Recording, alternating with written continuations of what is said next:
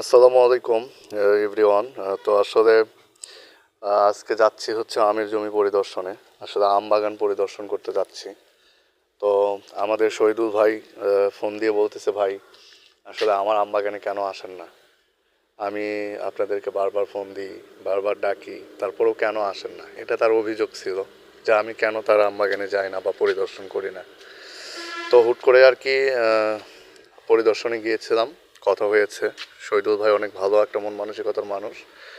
আহ, রাস্তায় দেখতেছেন যে এত সুন্দর একটা রাস্তা, আর মাঝে মাঝে কৃষ্ণচূড়ার গাছ, এত ভালো একটা মানে লুকিং দিয়েছিল। আসলে শহীদুল ভাইকে বললাম যে আসলে আপনাদের এই রাস্তাটা এত সুন্দর একটা রাস্তা যে আসলে না আসলে বোঝা যায় না। তো বিশেষ করে এই রাস্তা দিয়ে যাচ্ছিলাম, যেতে যেতে আর কি মাঝে মাঝে কৃষ্ণচূড়ার গাছ দেখতেছিলাম, দেখতে অনেক ভালোই লাগতেছিল। আম বাগানে গেলাম, পরে দেখলাম যে আমের এবার একটু কম। তবে ওনার ওখানে গাছ হচ্ছে যে প্রায় 200 প্লাসের ওপর গাছ আছে, এখানে 200-র ওপরে গাছ। তো আমের সাইজ যেগুলো আছে আর কি, উনি শুরু থেকে ট্রিটমেন্ট ভালো মতো করতে পারে নাই। যাই হোক, তো তারপরেও যতটুকু করেছে, একলা মানুষ, তো আমাদেরকে বলেছে আর কি। তো যতগুলো আম আছে, তো খুব সুন্দর আম আছে, সাইজগুলো দেখেন অনেক সুন্দর সুন্দর, অনেক বড় বড় সাইজ, ভালো সাইজ আর কি।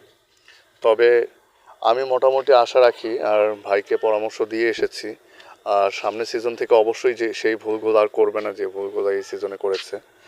আর মোটামুটি তার 3টা বাগান, এই একটা সাইডে আরও 2টা বাগান আছে। তো 3টা বাগান মিলে প্রায় 200-র ওপরে তার আম বাগান, মানে আমের গাছ আর কি। তো এটাই।